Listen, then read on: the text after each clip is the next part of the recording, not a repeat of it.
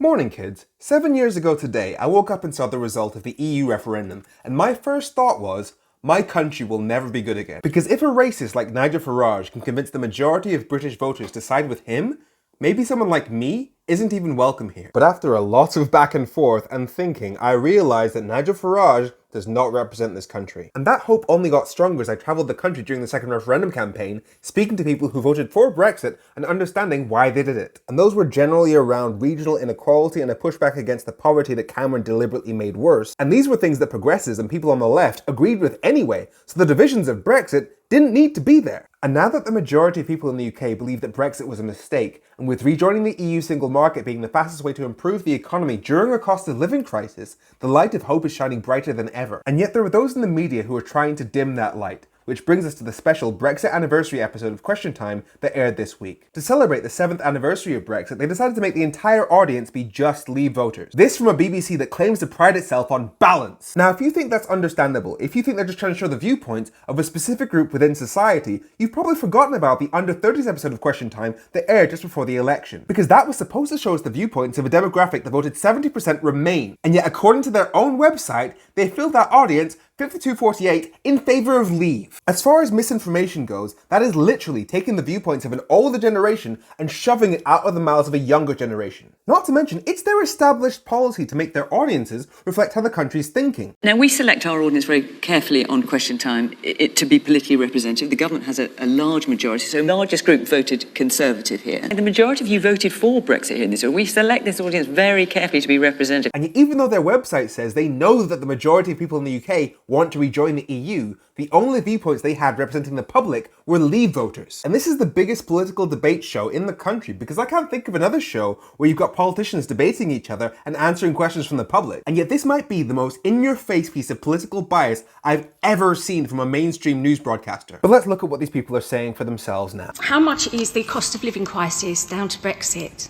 Well, it's not at all. You're saying that the cost of living crisis has nothing to do with Brexit whatsoever? No, not That's your position. Nothing to do whatsoever. Now that was Tory MP John Redwood. Now even if we ignore every economist and expert on the board, do you know how you can know for sure that he's completely full of it when he says that Brexit isn't making us poorer? Because I proved that he knew it would 5 years ago. Their own experts say that every possible Brexit scenario leaves this country financially, economically worse off, which means that right now what they're trying to do is something that they know will harm the country. That makes it official Tory policy to harm the country. OK, John Redwood, if you'd like to respond to that. Good afternoon to you. No, I don't think I'll respond to that. I wasn't told we were having a debate. You asked me to do an interview on what the options are for our future trading arrangement, and I'm very happy to talk about that. Well, the cost of living crisis is something which has hit the United States of America, the United Kingdom and the European Union countries. And yet for some reason, our prices are going up faster than any other country in the top G7 economies. Redwood even tried to double down on the bus thing. The amount of money on the bus for the NHS, 350 million, we more than put that aside. The NHS is getting a lot more extra than that in the last 3 years. The fact that you're spending more money on the NHS because you had to because there was a pandemic does not mean that that money came from Brexit. Especially when the government body that calculates your finances tells you that Brexit has cost the public purse £40 billion a year. You can't take money from negative cash. But this piece of dishonesty was just off the scale. 2019, you were elected on a manifesto that said there would be a quick trade deal with the United States of America. So where is it? Well, I didn't say that.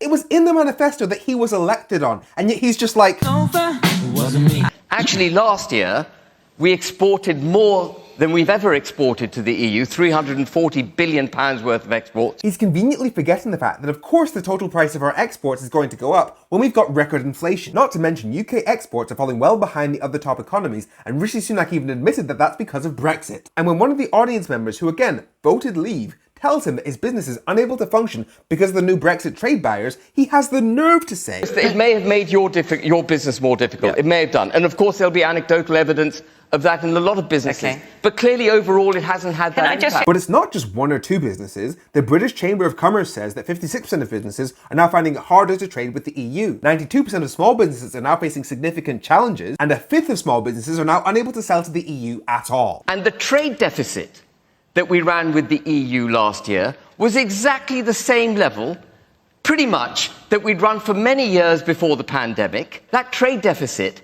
is much worse for the pound than us leaving. That trade deficit is bleeding the UK of foreign exchange. And this February, the UK had the highest trade deficit with the EU ever recorded. The problem with Brexit is not that Brexit's caused problems, it's that we haven't properly Brexited. Remember, that is Ben Habib from the Brexit Party, whose official Brexit policy was to leave the EU without any trade deal at all, which would have made all the problems we're seeing now 10 times worse. So when he says we should have Brexited properly, what he means is you'd be far better off if you burnt all your money. And then there's the Labour MP who repeats the same crap we heard from Corbyn. That because the government left the EU in the way that it did, and got the bad deal. Which again implies that Labour could have got an amazing Brexit deal that would have pleased Leave voters without destroying the economy. Which is total bullshit, because the moment you take back control of our laws, we have different laws to the EU, which creates trade barriers and damages the economy. The most sensible comment I heard from a Leave voter that night was this. In 2016, we were told we were going to be 350 million better off on the side of a big red bus. We're now asking people who still believe in Brexit to say, prove it hasn't got any worse. I don't see any benefit from it all. And that's just it. It's been 7 years, so imagine if all the resources that have been spent on Brexit were spent strengthening the NHS before the pandemic, or looking after the poorest in society before a cost of living crisis. After all of this, you have to show us something, and they've got jack shit. But one of the Leave voters in the audience gets annoyed because Alistair Campbell tells them that they were lied to. Sorry, it just makes my blood boil when I keep hearing that same thing about the fact that we were lied to. You know, that's just not the case. We didn't believe that. I certainly never believed that. One. Other people did, though. Other people who were trapped in poverty by austerity and desperate for a way out believed Boris Johnson when he said that Brexit would make them richer. So if you didn't believe those lies, but you still supported Brexit, you were helping Boris Johnson con people who are in poverty into more poverty. Two. If you knew that the people who were running Brexit were liars, why would you hand them that mandate? You gave the country to people who you knew were liars. Does that sound patriotic to you? But you're right, I'm getting a bit hot under the collar. Let's just take a breath, all right? Let's take a breath. Hopefully, none of them will say anything completely stupid. It's the reason that I wanted to come out of Brexit was because we seemed to keep to all of the rules, and many foreign countries didn't. I'm just talking about people that go up on roofs, for one thing. We kept, when they brought the rules in about the safety guards, we took that on board. But when you went to France or Germany or something, they were all up on their roofs with nothing. And we were paying the cost of having to do it the right way, and they weren't. And that's one of the biggest reasons why I voted to come out.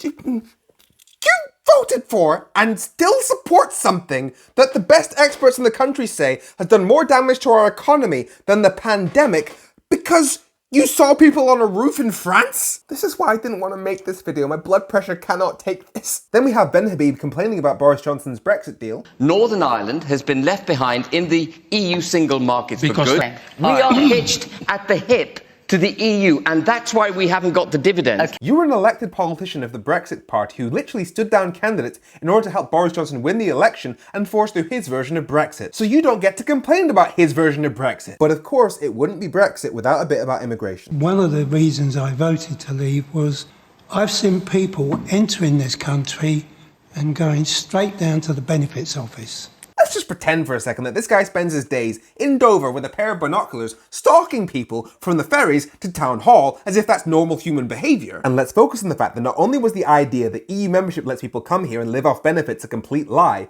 it's a lie that Nigel Farage admitted to me personally 6 years ago. Here, Article 7 of the EU Citizens' Rights Directive, which says that in order to come here without a job, you need to have sufficient resources to not become a burden on the social assistance system of the host country and have comprehensive medical insurance. Femi, in theory, you're right. In theory, under European treaties, there are restrictions that can be placed. And then there's bloody Labour again. Really now, in 2023, after everything we've been through with COVID, that looking forward is what we have to be doing. Yeah, if we were to actually look forward and forget about the past, the obvious thing to do right now would be to join the EU single market, because that's the fastest way to improve our economy. But you're ruling that out because you're afraid of the literal ghosts of Leave voters. We're not going to be joining the single market or the customs union. I'm so sorry, Alistair. I know this is breaking your heart. Jenny, why are you being a dick? I'm sorry, there's no other way to put that. Why are you being a dick? We're in a cost of living crisis. The people of the UK are suffering the sharpest fall in living standards ever recorded. The Bank of England says that being outside of the EU single market is costing every household £1,000 a year. And you're not only refusing to fix that, you're actually making fun of the people begging you to. We have so much work to do when Labour finally takes power because they're clearly not going to restore decency on their own. That's up to us. This episode was an absolute garbage fire designed to make our country look like it's worse than it actually is, but we know better. The hundreds of decent, reasonable people who voted for Brexit, who I met across the country, mean that I know better. This should have been a conversation about where the country is now, because the people who still support damaging the country this much are now a minority. So you should have hope about this country's future, regardless of what the BBC would have you believe. So have a great week.